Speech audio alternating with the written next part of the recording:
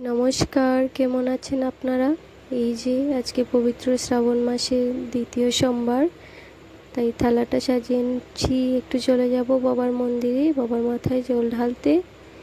এই যে যা যা দরকার সব নিয়ে নিয়েছি থালায়, থালাটা সাজিয়ে নিচ্ছি। তারপরে ঘরে ঠাকুরটা দিয়ে দেব। ঘরেও তো বাবা আছে, বাবাকে তো দিতে হবে। প্রথমে ঘরে দিয়ে দেব, তারপরে মন্দিরের দিকে রওনা দেব। এই যে থালাটা সাজানো হয়ে গেছে। এখন বাবার জন্য একটা ফুল পেড়ে নিলাম গাছ থেকে। এই যে ফুলটা নিয়ে নিয়েছি বাবার জন্য। থালাটা সাজানো হয়ে গেছে। এখন প্রথমে ঘরে ঠাকুরটা দিয়ে দেব, তারপরে মন্দিরের দিকে রওনা দেব। এই শ্রাবণ মাসটা আসলেই বিয়ের আগে অনেক সকাল সকাল ঘুম থেকে উঠে যেতাম, কারণ ভাইদের সঙ্গে বলে বমে যেতে হবে। প্রত্যেকটা সোমবার শ্রাবণ মাসের বলে বমে যেতাম ভাইদের সঙ্গে। অনেক সকাল সকাল ঘুম থেকে উঠে রেডি হয়ে স্নান টান করে ভাইদের সঙ্গে চলে যেতাম। আরও অনেক মানুষ যেত। আমাদের মার বাসার সামনে যে একটা মন্দির আছে, শিব মন্দির, ওইখান থেকে সবাই বলে বমে যেত। তারপরে সবাই অন্নপূর্ণা ঘাট থেকে জল নিয়ে এসে তারপরে আমরা সবাই বাবার মাথায় জল ঢালতাম।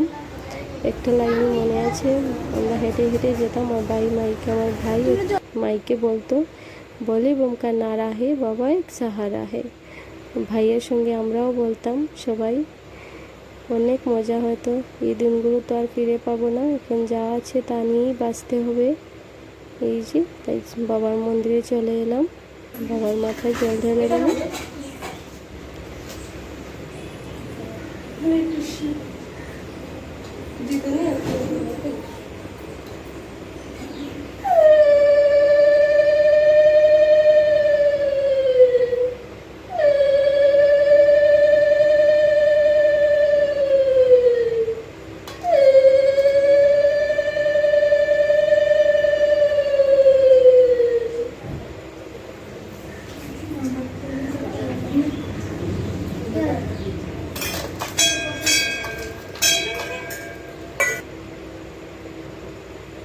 জল ঢালা হয়ে গেছে বাবার মাথায়।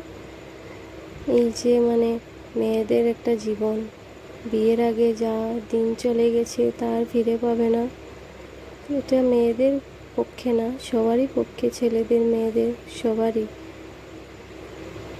এগুলো এই দিন যা যা দিনগুলো ফিরে চলে গিয়েছে ওইগুলো আর ফিরে পাবো না আর কোনো দিন। এখন যা আছে তা নিয়েই থাকতে হবে, বাঁচতে হবে, মানিয়ে নিতে হবে দিনগুলোকে। এই যে বাবার মাথায় সব কিছু দিয়ে দিলাম, বাবাকে প্রসাদও দিয়ে দিলাম। এখন বাড়ির দিকে রওনা দেব। এই যে দেখেন বাবাকে, মন্দিরটা অনেক ছোট কিন্তু দেখতে অনেক সুন্দর। এই যে বাবার মাথায় সবাই জল ঢালছে। এর জন্য এতটুকুই। আপনারা সবাই ভালো থাকবেন, সুস্থ থাকবেন। ভিডিওটা ভালো লাগলে অবশ্যই কমেন্টে জানাবেন আমাকে। আবার দেখা হবে আরেকটি নতুন ভিডিওর সঙ্গে।